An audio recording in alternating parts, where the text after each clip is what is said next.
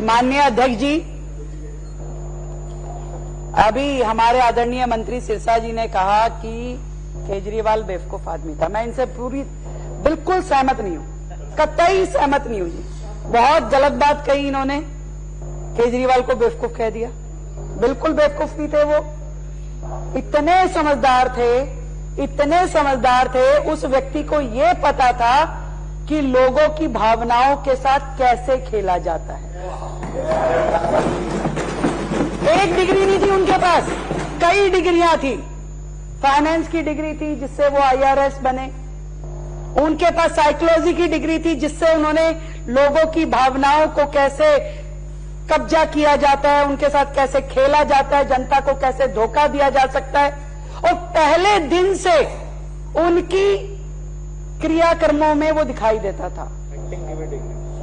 Acting की भी degree थी, यस, ये सही कहा उन्होंने, प्रवेश जी ने, एग्री।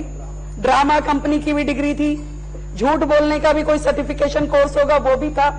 इतना पढ़े लिखे समझदार व्यक्ति थे वो कि उनका एक एक किया हुआ कृत्य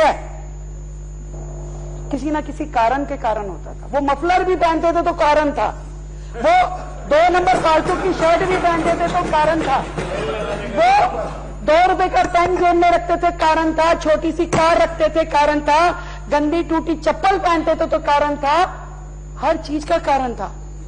भूखे रहते थे तो कारण था, खाते थे तो कारण था, गाते थे तो कारण था, और खांसते थे तो कारण था, हर चीज के पीछे वो व्यक्ति इतना कैलकुलेटिव था कि क्या करने से क्या होने वाला है वो देख लेता था, वो समझ लेता था वो। और तिरंगे की छांव में जिस तरीके से उन्होंने स्क्रिप्ट लिख करके देश की जनता को बेवकूफ बनाया, रामलीला मैदान से जो कहानी शुरू करी उसको हम सब ने देखा। कैसे ईमानदारी की, देशभक्ति की, त्याग की, तपस्या की, सेवा की बातें कर करके पूरे देश को उसने बेवकूफ बनाया। लोगों को लगा अरे ये तो देवता आदमी है, कहां धरती में पैदा हो गया, इसको तो तुरंत यहां से सीधा विधानसभा पहुंचाया। वो आदमी भी बेचारा जनता को दिखाते हुए कि नहीं मैं चाहता नहीं, परंतु मुझे तो चुनाव लड़ना पड़ेगा, मैं बनना नहीं चाहता मुख्यमंत्री, मुझे बनना पड़ेगा, बड़े बंगले में मेरा दिल नहीं है रहने का, मुझे रहना पड़ेगा, शीश महल बनवाना पड़ेगा, कोई आइटम अगर नहीं भी लिखी हुई उसको लेना पड़ेगा। पत्थर तो महान आत्मा है, व्हाइट संगमरमर के बिना कैसे चलेगा। और वो व्यक्ति जो रामलीला मैदान में वो फर्श पे लेट करके जिसने अपना चेहरा बनाया दिल्ली के आगे, अपने शीश महल में मसाज सेंटर बनवाया उसने। उस व्यक्ति की लिखी हुई स्क्रिप्ट थी कि दिल्ली विधानसभा में फांसी घर।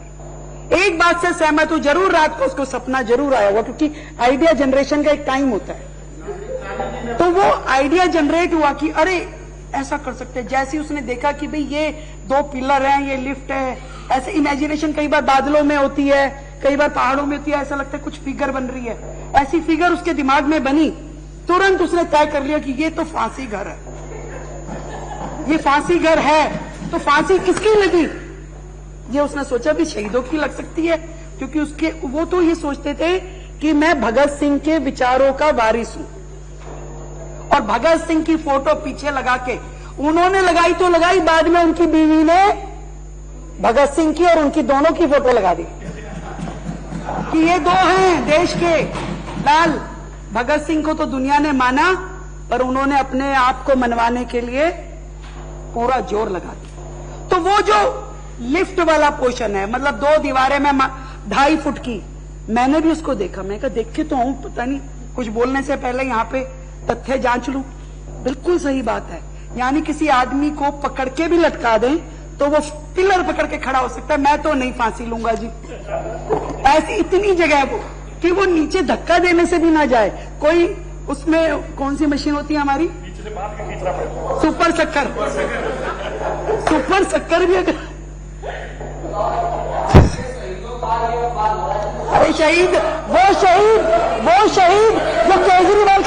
में थे, वो शहीद अनिल झा जी, वो शहीद जो केजरीवाल के सपनों में थे।